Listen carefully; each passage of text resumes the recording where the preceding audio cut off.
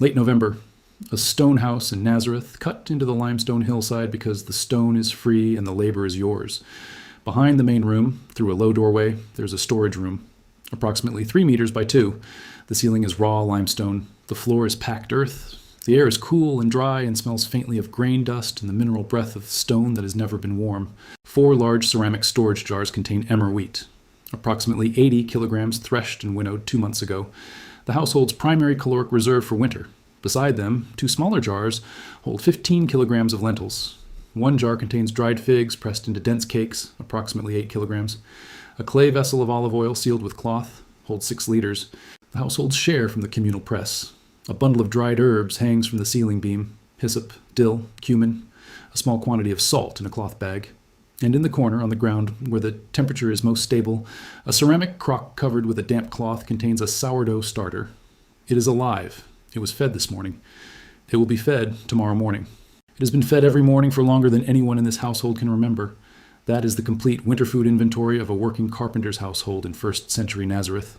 Not a pantry in the modern sense, a survival calculation in ceramic and stone, a fixed quantity of stored food that has to sustain 4 to 6 people from November to March. 120 days, no resupply beyond what a day laborer's wage can purchase at the village market on the days when work is available, and in winter, work is not always available.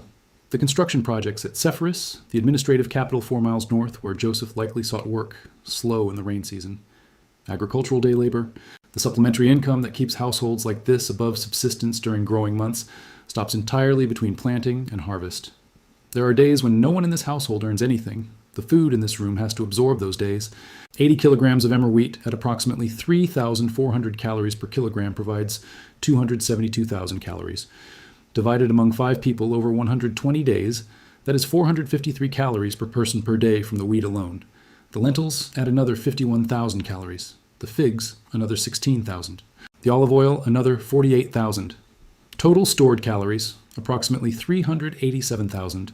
For 5 people over 120 days, that is 645 calories per person per day from storage alone. The remainder must come from market purchases, from bartered goods, from the occasional egg laid by a household chicken, from wild greens foraged on the hillsides when weather permits. The margin is not comfortable. It is not designed to be comfortable. It is designed to prevent starvation. Everything beyond that is a function of how intelligently the stored food is prepared. Here is the finding that reframes everything most people think about what this family ate. When researchers reconstructed the specific winter diet of a working-class Galilean household from archaeobotanical evidence, isotopic analysis, and ethnographic documentation, then submitted it to modern nutritional analysis, the iron bioavailability was not what they expected. The combination of long fermentation, phytic acid reduction in the daily bread, vitamin C from cumin and coriander in the evening lentil stew, and the acidic meal matrix from lactic acid fermentation produces estimated iron absorption of 15 to 20% from plant sources. Without those preparation variables, the same iron content yields 5 to 12% absorption. The difference in an adult woman eating bread and lentils as her primary winter diet is the difference between adequate iron status and iron deficiency anemia. Mary's kitchen used all 3 variables every day for 4 months, not because anyone understood the biochemistry, because the food system she inherited had been selecting for those methods for 4,000 years, and the households that did not use them did not thrive. This video documents the complete nutritional reconstruction. Every food, every preparation method, every micronutrient outcome, and the 3 gaps this system did not close. The diet is not ideal. It is not primitive. It is a precision nutritional management system under severe constraints. The reconstruction begins with physical evidence. At Nazareth Village, flotation analysis of soil from domestic contexts identified the specific plant species consumed: emmer wheat, barley, lentils, chickpeas, figs, olives, grapes in preserved forms. At Sepphoris, the same species appear with cultivated herbs confirmed in domestic contexts: coriander, dill, black cumin, hyssop. These are carbonized seeds recovered from the soil of houses where people cooked and ate. Stable isotope analysis of skeletal remains from Galilee region burial sites establishes a diet approximately 85 to 90% plant-derived. The remaining 10 to 15% came from fish, eggs, and occasional dairy. Meat appears as a special occasion food for working-class households. During winter, when fresh fish arrived only dried and salted and egg production dropped with shorter days, animal source food fell to perhaps 10% of the diet. pre-industrial Palestinian peasant food practices, documented before mechanized agriculture transformed the system, preserve patterns continuous with the 1st century record.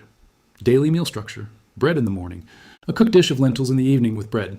Bread making: stone ground whole flour, sourdough starter, flat rounds fermented overnight, baked on a taboon in the courtyard. Lentil preparation: red lentils simmered with olive oil, onion, garlic, cumin, coriander, eaten by dipping bread into the communal bowl. Preservation methods: figs dried and pressed, olives salt cured, grapes dried as raisins, fish dried and salted, herbs dried on ceiling beams. Biblical text contributes data points as nutritional documentation. The bread, referenced over 300 times as a specific food. Whole grain sourdough flatbread, the primary caloric source in every Galilean household. The lentil stew is a specific preparation. The dried figs, olive oil, saltfish, cumin, and dill are specific components documented across 1,000 years of text. The nutritional analysis uses a reconstructed 24-hour dietary recall for representative winter days, modeled across the seasonal variation in available foods throughout the November to March period, assessed against USDA dietary reference intakes for an adult woman aged 19 to 50, engaged in moderate physical activity. The micronutrient panel covers 14 variables: total calories, protein, fat, carbohydrate, dietary fiber, iron, calcium, zinc, magnesium, folate, vitamin B12, vitamin C, vitamin A, and vitamin D. That is Mary's demographic profile as the comparison standard. A working mother performing daily bread making that begins before dawn, water carrying from the village well that involves transporting approximately 40 liters per day over uneven terrain, food preparation including stone grinding grain by hand, textile production on a ground loom, and childcare for multiple children. All of these classify as moderate to vigorous physical activity by modern metabolic standards. The daily bread provides 60 to 65% of total calories. Its micronutrient profile is the most important variable in the diet, and that profile is almost entirely determined by the sourdough starter. Emmer wheat, stone ground, retains bran, germ, and endosperm. The flour is coarser than modern whole wheat, pale brown with visible bran flecks, some particles fine, others coarse as sand, retaining the nutty smell of germ oil that roller milling strips away, mixed with water and starter, shaped into flat rounds, left to ferment overnight. In winter, fermentation takes 12 to 18 hours at 12 to 16 degrees Celsius. The slow, cold fermentation produces higher lactic acid relative to acetic acid. This matters because lactic acid drives the breakdown of phytic acid, the storage form of phosphorus that binds iron, zinc, calcium, and magnesium into insoluble complexes the body cannot absorb. Unfermented whole emmer bread contains 800 to 1,200 milligrams of phytic acid per 100 grams. At that level, the minerals in the grain are largely unavailable. Long sourdough fermentation at winter temperatures reduces phytic acid by approximately 60%, lower than summer fermentation's 75 to 80%, because the phytase enzyme works more slowly in cold, but 60% is transformative. It shifts iron bioavailability from negligible to significant. Zinc absorption rises from 15 to 30%. Magnesium availability increases proportionally. Fermented emmer flatbread per 100 grams, 3.2 milligrams. Bioavailable iron, 1.8 milligrams zinc, 68 milligrams magnesium, 0.4 milligrams thiamine, 28 micrograms folate. Modern white wheat bread, 1.2 milligrams iron, even with fortification, 0.8 zinc, 22 magnesium. The ancient bread delivers a more complete mineral profile from a more primitive wheat, on a stone quern with a starter in a clay crock, than the modern bread, made from higher-yielding wheat, milled to remove bran and germ and then enriched with what the milling removed. The fermentation produces additional effects. Lactobacillus cultures synthesize B vitamins. Lactic acid partially hydrolyzes gluten proteins, reducing molecular weight and improving digestibility. The glycemic index drops to 48 to 52, compared to 68 to 72 for modern whole wheat bread. For a household eating bread as 60% of calories, this determines whether the diet produces stable energy or glucose spikes. The starter in the crock is the technology. The living culture of wild lactobacillus and Saccharomyces, maintained by daily feeding, transforms a grain-heavy diet from adequate calories with limited mineral availability into adequate calories with a functional micronutrient profile. Feed it every morning. Everything follows from that. When bread comes off the taboon before dawn, the kitchen smells like a fermentation facility in a domestic space. Sharp, yeasty, slightly sour from the overnight starter, damp clay from the heating taboon as it reaches baking temperature, the dome radiating heat into the courtyard air that is still cold enough to see your breath in December.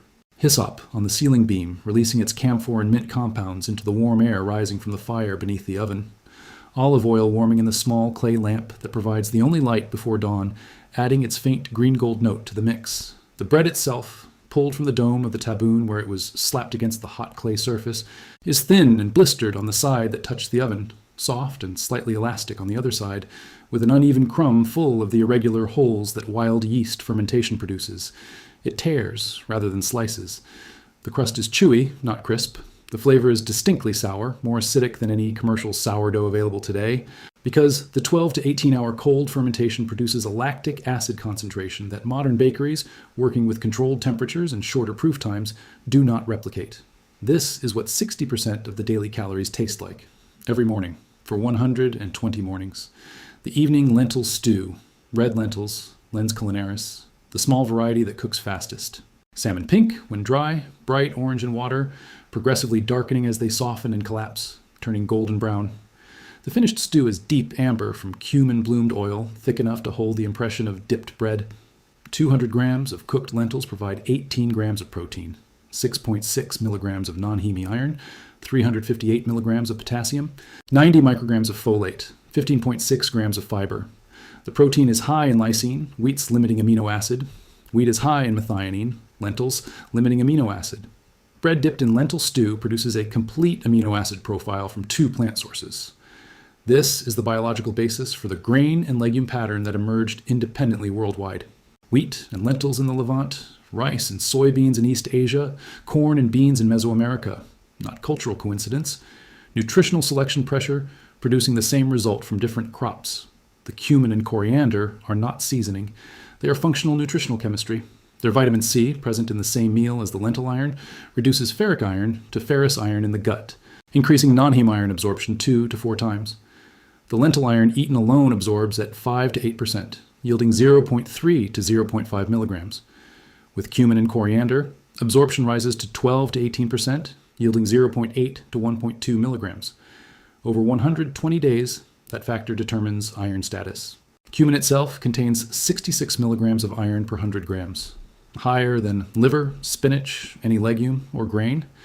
A teaspoon in the stew adds 3.7 milligrams, absorbed at the enhanced rate because it enters the same meal matrix. The cumin is an iron supplement. It has been functioning as one in Levantine lentil stew for 4,000 years. Nobody knew. The selection pressure knew. If the specificity of this reconstruction has begun to register, the full analysis is available. In the pinned comment, the complete micronutrient panel, food-by-food breakdown, every preparation method with its documented nutritional effect, and a modern adaptation framework. We are not halfway through the panel. What follows is the preserved food analysis, then the complete nutritional assessment, including the 3 gaps this system could not close. The preserved foods each target a specific nutritional gap the bread and lentil foundation creates. Dried figs, dense cakes approximately the density of firm cheese. Surface crystallized with dried sugar forming a white bloom. Interior, dark purple-brown, intensely sweet. Seeds detectable as small hard points. 3 dried figs provide 160 milligrams of calcium, 1.5 milligrams of iron, 4 grams of fiber, and 60 calories. Fig calcium bioavailability, approximately 40%, higher than cow's milk at 32%. In a diet with minimal dairy, figs are the primary calcium source, delivering it at a bioavailability that partially compensates for lower total quantity.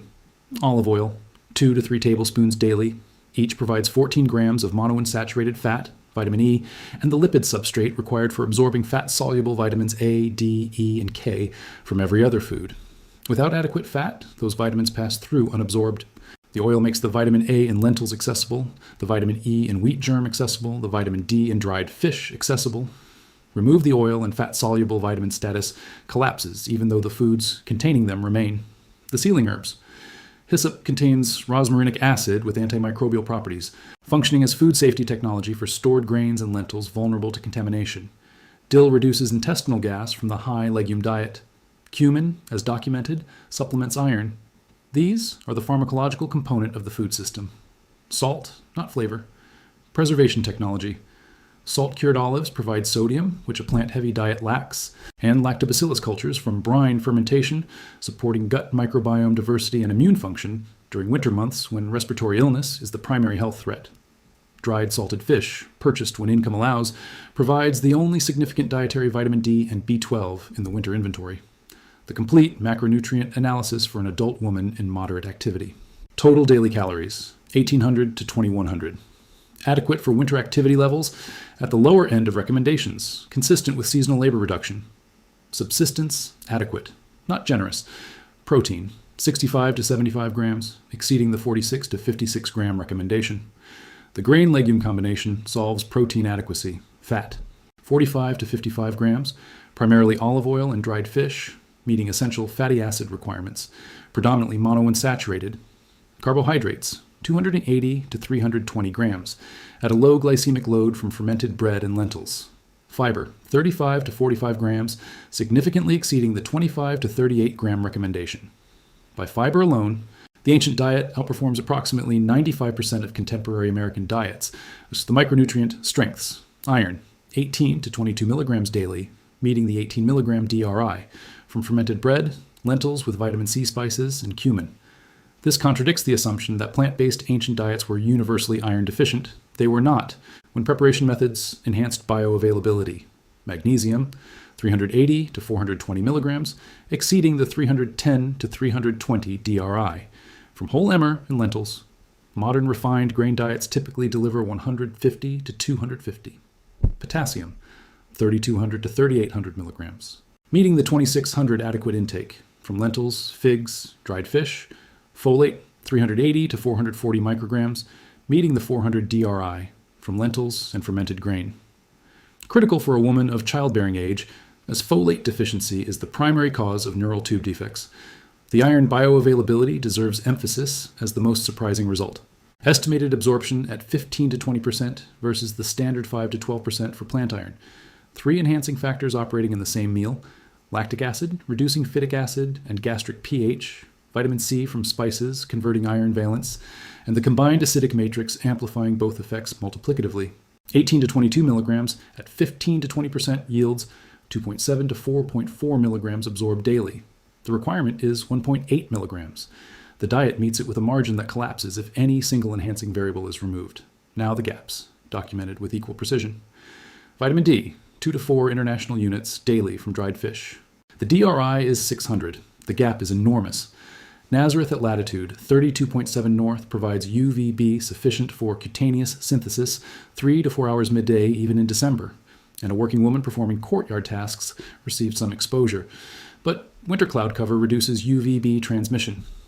Subclinical vitamin D insufficiency was likely present during winter months, affecting calcium absorption, bone metabolism, and immune function. Vitamin B12, 0.8 to 1.2 micrograms from dried fish and occasional eggs. The DRI is 2.4, a 50 to 67% deficit. B12 exists almost exclusively in animal foods, and limited animal access means limited B12. Lactobacillus in the starter and brine olives produce trace B12 as fermentation byproducts, insufficient to close the gap. Subclinical insufficiency, producing fatigue, cognitive slowing, and peripheral neuropathy, was likely common in winter months. Calcium, 650 to 750 milligrams from figs, occasional sesame, occasional dairy. The DRI is 1,000. Fig calcium's 40% bioavailability versus dairy's 32% narrows the effective gap. 650 milligrams at 40% yields 260 milligrams absorbed versus 1,000 at 32% yielding 320.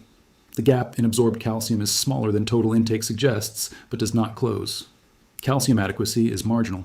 These 3 gaps are the same 3 deficiencies modern nutritional epidemiology identifies as most common in contemporary plant-heavy diets, from veganism to the economically constrained diets of low-income populations worldwide. They are structurally inherent to any diet where animal food access is severely constrained.